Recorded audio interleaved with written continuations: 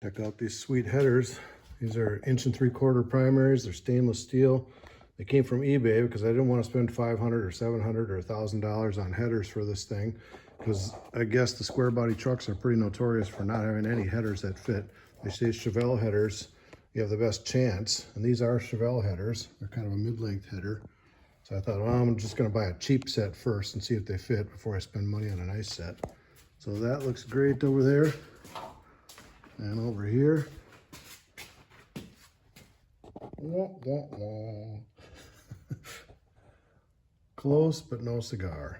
So this middle pipe would have ran right into the frame. So I had to cut that off, and I got some mandrel bends here in stainless. So we're going to try to fab up a little bit of an S curve there somehow and TIG weld that back together and try and make it work. So I'm sure glad I didn't have to cut up a set of $1,000 headers. These will be fine when I get it done. The one interesting thing about these Chevelle headers on eBay, I think it's one company that makes them, probably in China, and 500 people selling all the same header. But they advertise as 1 5/8, but they're actually not 1 5/8. They're 1 3/4 inside diameter. The outside diameter is 1.88 something, but the inside diameter is 1 3/4, so they're actually a little bit bigger than advertised. The second one that would have ran right into the frame. So that one I had to cut, and I've got some stainless steel mandrel bends here, so I'm gonna have to make kind of a little S shape, S curve to kind of get around that frame rail there. But that's why I went with eBay headers. Don't have a $1,000 header that I need to cut up. And actually, before you say anything about eBay headers, this stainless is pretty good quality. These flanges are thick and they're flat. And these bends, those look like mandrel bends to me. I don't see any seams or cut. You know, they might have been, to make these bends, they could have cut and welded these and then polished the welds out, but those are all mandrel bends. And this is pretty thick gauge stainless steel.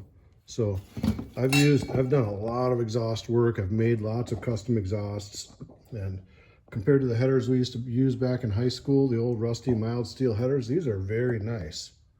I have no problem with the quality of these things, and they're 150 bucks. So it's a good deal. These are going to turn out great by the time I'm finished. Well, today I'm working on this header. We had one pipe that kind of bowed way out here and would have hit the frame. So I cut this right here and right here, and I have some stainless steel bends here. I'm doing some experimenting, and I've made one that has kind of a sharp bend and then just a straight tube, kind of like that. And that fits real well. So now I need to weld it. So welding stainless steel, you can either use your nice TIG welder, and if you have the skills, you can make your TIG welds look a lot better than that. For me, I do this about once every 2 years. So TIG welding is kind of hard. It seems like it just doesn't want to make a weld pool. So you amp up the pedal and give it more power, and it still doesn't want to make a pool. So you give it more power, and then it just melts through. Aluminum does the same thing for me. So usually, if I mess around with the whole day and tinker with the settings and everything, I can usually figure this out and get it to work. But today, I don't want to waste a whole day on this, so I MIG weld all the time. So I think what I'm going to do is put my little spool of stainless steel wire in here in place of the copper colored big spool that we use for normal mild steel welding. I think I've done this before, but I don't remember how it turned out. So I'm going to give it a shot and see if I can MIG weld this instead. Now the MIG gun has a tip with a tiny little hole that the wire goes through. So to feed the new wire, you just unscrew that tip, and then make sure you have the gas turned off, and just hit the trigger.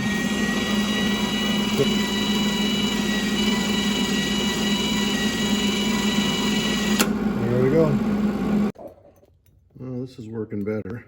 I had to experiment with the settings a little bit. I had to turn the heat way down versus mild steel. Look how this is kind of cracking and doing weird stuff as it cools.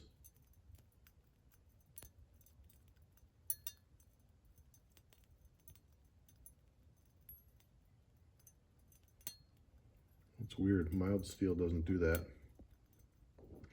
So I turned the temperature, the amperage way down on the MIG and the wire speed up because it seemed like I wasn't getting enough fill material. I think this will work.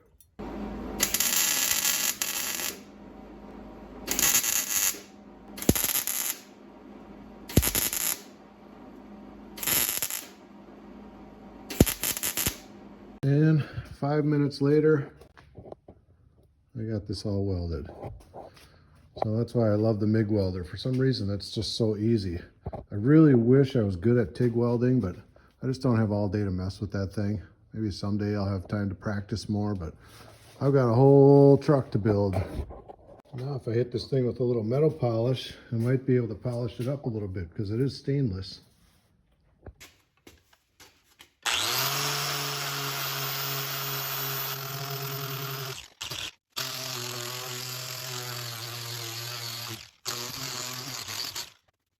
All right, here's what that looks like after a little metal polishing.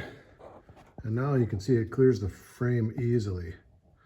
So that's perfect. The weld's not perfect, but I don't care. I could spend some time grinding that weld down, smoothing it out, and polishing it more, but nobody's ever gonna notice that. All I care about is it clears the frame now, and I can move on to other things. So that's a job well done. Now the only other little mods I am gonna do here is I'm gonna drill a hole in this thing, weld the bung in there for an O2 sensor, a wideband O2 sensor, so I can have a wideband O2 gauge. That'll help me with tuning. And then I'm going to cut this stupid thing off. Then I'm going to weld a V-band on here so I can have V-band clamps. Then I'm going to build the whole exhaust system with V-bands. So that'll be it for this. I got the transmission all done over here, so I'm in the process of editing a video on that.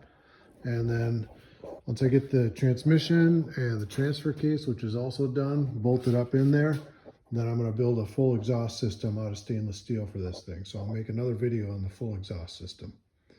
That's it for now. Thanks for watching.